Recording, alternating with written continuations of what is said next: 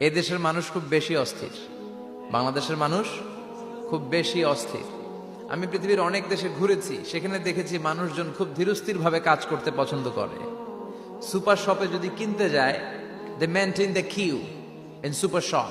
Super শপে লম্বা line, সবাই যে ওখানে ভদ্রভাবে দাঁড়ায়, একজনের পর একজন যাবে। টিকিট কাটতে যাবে, লম্বা লাইন, একজনের পর একজন দাঁড়ায়, একজন যাবে আরেকজন। তো ওখানে যদি কোনো বাঙালি থাকে, তখন দেখা যায় তার অস্থিরতা।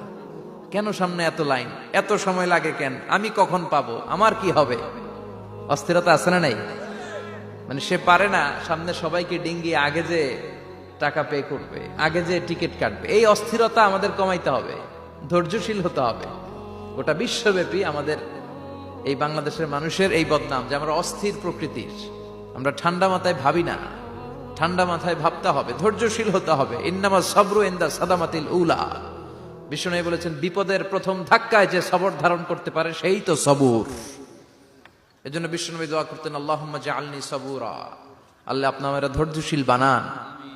ওয়া জাআলনি শাকুরা, আপনি আমার শুকরগুজার বান্দা বানান। বিশ্বনবীর চেয়ে ধৈর্যশীল, বিশ্বনবীর চেয়ে শুকরগুজার পৃথিবীর কেউ আছে? কথা বলেন।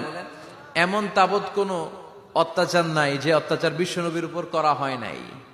বিশ্বনবী মক্কার জামিনে যখন দাওয়াত দিতে লাগলেন, ওনারে পাগল বলা হতো, বলা হতো তুমি পাগল, বলা হতো মুহাম্মদ একটা কবি, বলা হতো মুহাম্মদ হচ্ছে গণক।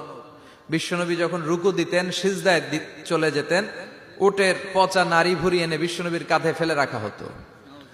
বিশ্বনবীর গলার মধ্যে রশি ধরে টান দেয়া হতো। কয়েকবার বিশ্বনবীর এই ঘাড়ের এই চামড়া ছিঁড়ে গিয়েছে, একবার চাদর টান দেওয়ার কারণে, আরেকবার রশি টান দেওয়ার কারণে। বিশ্বনবী কিছুই বলেন নাই, ক্ষমা করে দিয়েছেন। যেই মক্কার শত্রুরা বিশ্বনবীকে মক্কা থেকে বিতাড়িত করেছেন, এবং যেই রাতে উনি হিজরত করলেন, মাইগ্রেট করলেন, উনি কেঁদে কেঁদে বারবার মক্কার দিকে ফিরে তাকায়, আবার যায়, আবার ফিরে তাকায়। মাতৃভূমির মায়া ছাড়তে পারছেন না, আর বলছিলেন, মাক্কা তো আহাব্বুল বিলাদ ইলাইয়া, মক্কা আমার কাছে সবচেয়ে প্রিয় শহর।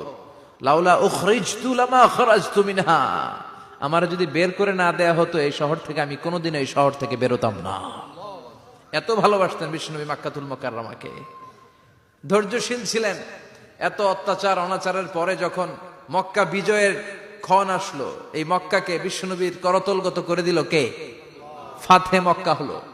বিশ্বনবী চাইলে পিছে পিছে প্রতিটা কাফের মুশরিককে শেষ করে দিতে পারতেন, ঠিক কিনা? কিন্তু বিশ্বনবী বললেন, লা তাসরিবা আলাইকুমুল ইয়াউম ইযহাবু আনতুমুত তুলাকা। কোন রিভেঞ্জ চলবে না আজকে, কোনো প্রতিশোধ নাই। একেবারে বড় যুদ্ধাপরাধী যারা, মারাত্মক যারা অফেন্স করেছে, তাদেরকে শাস্তির আওতায়